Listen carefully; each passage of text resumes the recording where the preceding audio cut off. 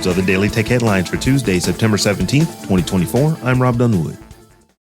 Meta announced Tuesday that it is rolling out enhanced privacy and parental controls for Instagram accounts of users under 18. These accounts will automatically be designated teen accounts and set to private by default. Teen account users can only be messaged and tagged by accounts they follow or are already connected to, and sensitive content settings will be set to the most restrictive available. Users under 16 can change the default settings only with a parent's permission, who will also get a suite of settings to monitor who their children are engaging with and limit their use of the app. Teen account users will also get a notification to close the app after 60 minutes of use each day.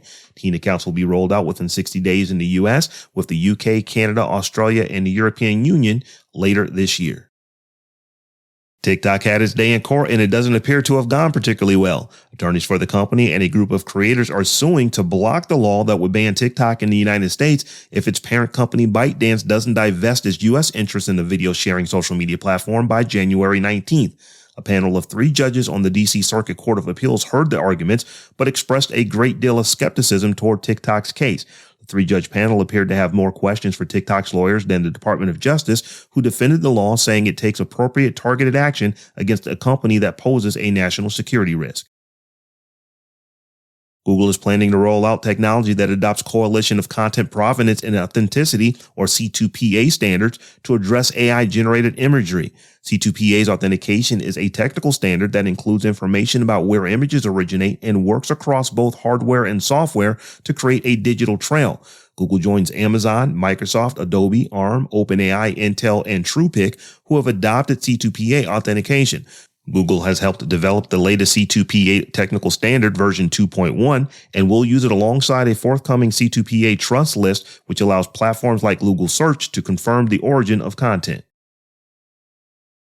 OpenAI's new safety board now has the power to pump the brakes on new AI model launches, and the company's CEO Sam Altman is no longer on the board.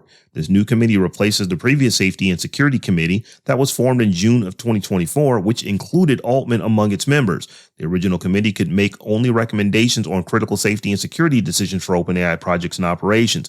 The restructured board now has the authority to oversee safety evaluations for major model releases and exercise oversight over model launches, including the power to delay a release until safety concerns are adequately addressed.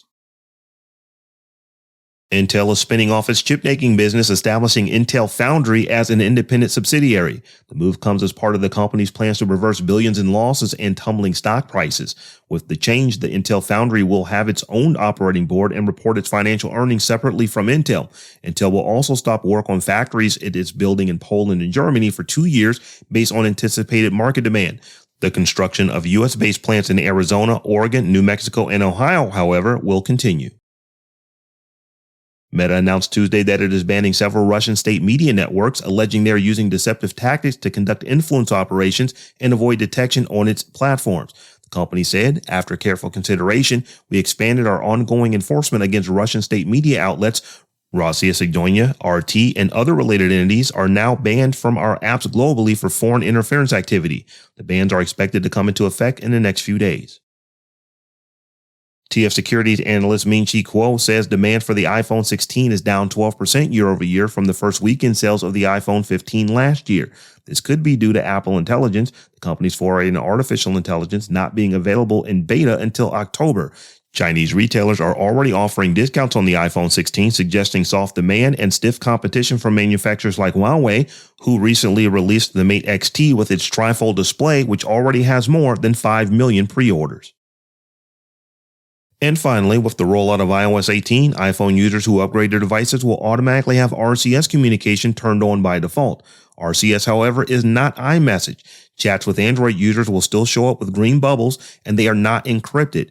RCS brings features like higher quality images and videos, read receipts, typing indicators, group chats won't suck, and more, but you probably shouldn't delete your third-party messaging apps like WhatsApp or Facebook Messenger just yet.